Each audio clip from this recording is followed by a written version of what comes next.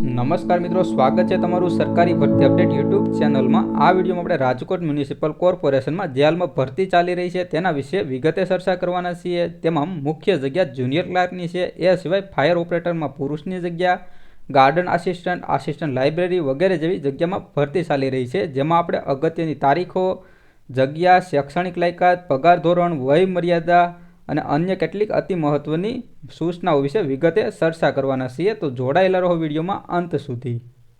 સૌપ્રથમ અગત્યની તારીખોની વાત કરીએ તો ફોર્મ ભરવાનું શરૂ થવાની તારીખ છે 21 ડિસેમ્બર 2023 અને ફોર્મ ભરવાની છેલ્લી તારીખ છે 10 જાન્યુઆરી 2024। આ ભરતીમાં મુખ્ય જગ્યા જુનિયર ક્લાર્કની છે, તેના વિશે વિગતે વાત કરીએ તો જુનિયર ક્લાર્કની કુલ જગ્યા 128 રહી છે। તેમાં કક્ષાવાર જગ્યાની વાત કરીએ તો જનરલ કેટેગરી માટે 57 જગ્યા છે, EWS માટે 8 જગ્યા છે, SCBC માટે 34 જગ્યા છે, SC માટે 8 જગ્યા છે અને ST માટે 21 જગ્યા છે। આ કક્ષાવાર જગ્યાઓ પૈકી મહિલાઓ માટે અનામત જગ્યા જેમાં જનરલ કેટેગરીની 19 જગ્યા છે, EWS માટે 2 જગ્યા છે, SCBC માટે 11, SC માટે 2 અને ST માટે 7 જગ્યા છે અને તે પૈકી દિવ્યાંગ કેટેગરીની 7 જગ્યા અને માજી સૈનિકોની 20 જગ્યા રહી છે।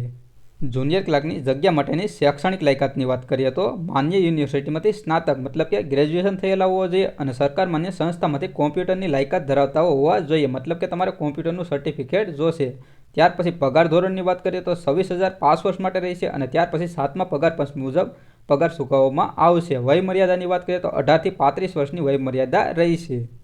ત્યાર પછી ફાયર ઓપરેટર પુરુષની જગ્યાની વાત કરીએ તો આમાં માત્ર પુરુષ ઉમેદવારો જ અરજી કરી શકશે, જેની કુલ જગ્યા 66 રહી છે અને તેમાં કક્ષાવાર જગ્યાની વાત કરીએ તો જનરલ કેટેગરીની 24, EWSની 10, SCBCની 18, SCની 7 અને STની 5 જગ્યા રહી છે।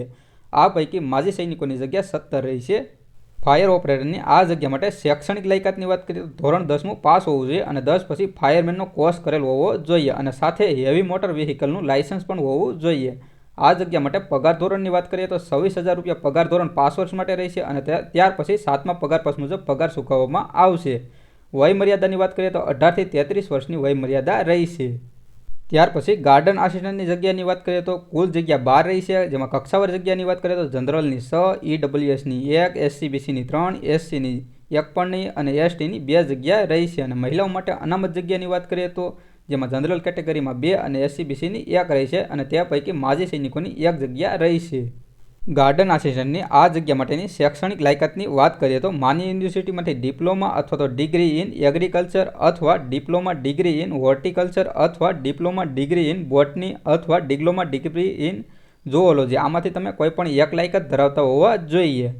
આ જગ્યા માટે પગાર ધોરણની વાત કરીએ તો 26,000 5 વર્ષ માટે રહેશે અને ત્યાર પછી 7મા પગાર પંચ મુજબ પગાર ચૂકવવામાં આવશે। વય મર્યાદાની વાત કરીએ તો 18 થી 33 વર્ષની વય મર્યાદા રહેશે। ત્યાર પછીની જગ્યા આવે છે આસિસ્ટન્ટ લાઇબ્રેરિયન, જેની કુલ જગ્યા 4 રહી છે, જે પૈકી કક્ષાવાર જગ્યાની વાત કરીએ તો EWSની 1 જગ્યા, SCBCની 2 જગ્યા, STની 1 જગ્યા રહી છે।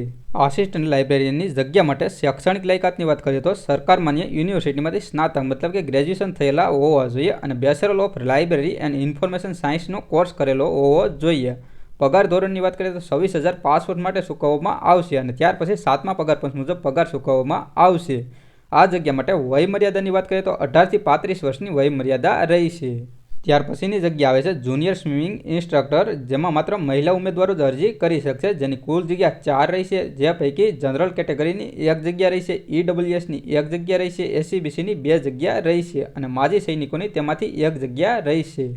આ જગ્યા માટે શૈક્ષણિક લાયકાતની વાત કરીએ તો ધોરણ 10મું પાસ હોવું જોઈએ અને કેન્દ્ર સરકાર કે રાજ્ય સરકાર દ્વારા આયોજિત જિલ્લા, રાજ્ય કે રાષ્ટ્રીય કક્ષાએ સ્વિમિંગ સ્પર્ધામાં ભાગ લીધેલ હોવો જોઈએ। પગાર ધોરણની વાત કરીએ તો 5 વર્ષ સુધી 26,000 ચૂકવવામાં આવશે અને ત્યાર પછી 7મા પગાર પંચ મુજબ પગાર ચૂકવવામાં આવશે। આ જગ્યા માટે વય મર્યાદાની વાત કરીએ તો વય મર્યાદા 18 થી 33 વર્ષની રહી છે।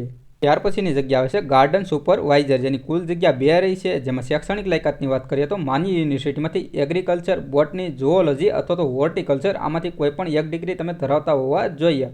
આ જગ્યા માટે પગાર ધોરણની વાત કરીએ તો 51,000 રૂપિયા 5 વર્ષ સુધી ચૂકવવામાં આવશે અને ત્યાર પછી 7મા પગાર પંચ મુજબ પગાર ચૂકવવામાં આવશે।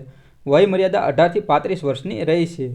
ત્યાર પછીની જગ્યા આવે છે સિસ્ટમ એનાલિસ્ટની, જેની કુલ જગ્યા 2 રહી છે, જેમાં શૈક્ષણિક લાયકાતની વાત કરીએ તો માન્ય યુનિવર્સિટીમાંથી BE જે કોમ્પ્યુટર અથવા તો આઈટીમાં કરેલું હોવું જોઈએ અથવા BTech કરેલું હોવું જોઈએ જે કોમ્પ્યુટર અથવા તો આઈટીમાં કરેલું હોવું જોઈએ અથવા MCA આમાંથી તમે 3માંથી કોઈ પણ 1 લાયકાત ધરાવતા હોવા જોઈએ। ત્યાર પછી આ જગ્યા માટે અનુભવની પણ જરૂર પડશે તો અનુભવની વાત કરીએ તો પ્રોસેસ એનાલિસ્ટ અને ડોક્યુમેન્ટેશનનો 5 વર્ષનો અનુભવ ધરાવતા હોવા જોઈએ. સિસ્ટમ એનાલિસ્ટની આ જગ્યા માટે પગાર ધોરણની વાત કરીએ તો 53,700 5 વર્ષ સુધી ચૂકવવામાં આવશે અને ત્યાર પછી 7મા પગાર પંચ મુજબ પગાર ચૂકવવામાં આવશે. આ જગ્યા માટેની વય મર્યાદાની વાત કરીએ તો વય મર્યાદા 18 થી 35 વર્ષની રહેશે. ત્યાર પછીની જગ્યા આવે છે ટેકનિકલ આસિસ્ટન્ટ લાઇબ્રેરી, જેની કુલ જગ્યા 2 રહી છે. આ જગ્યા માટે શૈક્ષણિક લાયકાતની વાત કરીએ તો માન્ય યુનિવર્સિટીમાંથી સ્નાતક એટલે કે તમે ગ્રેજ્યુએશન થયેલા હોવો જોઈએ અને ત્યાર પછી બેચલર ઓફ લાઇબ્રેરી અને ઇન્ફોર્મેશન સાયન્સનો કોર્સ કરેલો હોવો જોઈએ.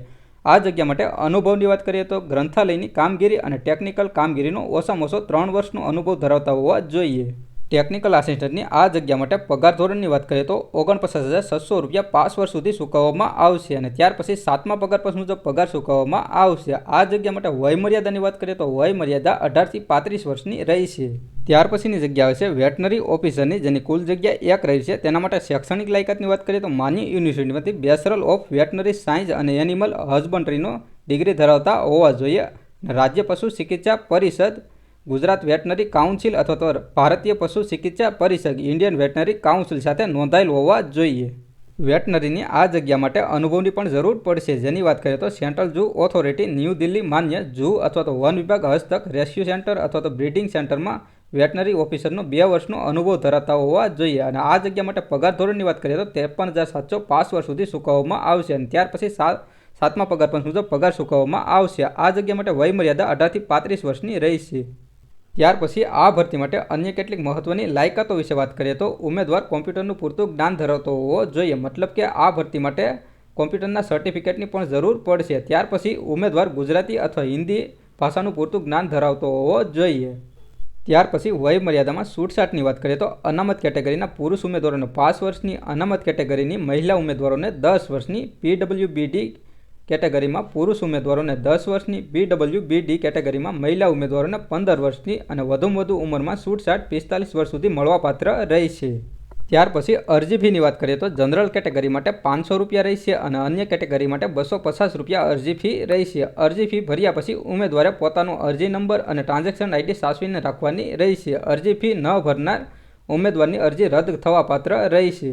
ત્યાર પછી અન્ય કેટલીક અતિ મહત્વની સૂચનાઓ જોઈએ તો ઉમેદવાર અરજી ફોર્મ ભરતી વખતે જે ફોટોગ્રાફ અપલોડ કરે છે તે જ ફોટોગ્રાફ લેખિત પરીક્ષા અથવા તો ઇન્ટરવ્યૂ કે અન્ય કોઈ પ્રક્રિયામાં રજૂ કરવાનો રહેશે. ત્યાર પછી કોઈ પણ ઉમેદવાર એક જ જગ્યા માટે એક કરતાં વધારે અરજી કરી શકશે નહીં. આગળ વાત કરીએ તો એસસીબીસી કેટેગરીના ઉમેદવારોએ જાતિનો દાખલો અને તારીખ 1/4/2021 પછીનું નોન ક્રિમિનલનું સર્ટિફિકેટ રજૂ કરવાનું રહેશે. તેમાં આગળ વાત કરીએ તો જો કોઈ મહિલા ઉમેદવાર પરિણીત હોય તો તેણે આવું પ્રમાણપત્ર તેના માતા પિતાની આવકના આધારે બનાવવાનું રહેશે. તેના પતિના આવકના આધારે બનાવશે તો તેને અનામતનો લાભ મળવાપાત્ર રહેશે નહીં. આ સંપૂર્ણ વિડીયોમાં જો કંઈ ન સમજાયું અથવા તો કોઈ સવાલ હોય તો કમેન્ટ કરી જરૂરથી પૂછી શકો છો. હું દરેક કમેન્ટનો જવાબ આપીશ. મળીએ નવા વિડીયોમાં, ત્યાં સુધી જય હિન્દ.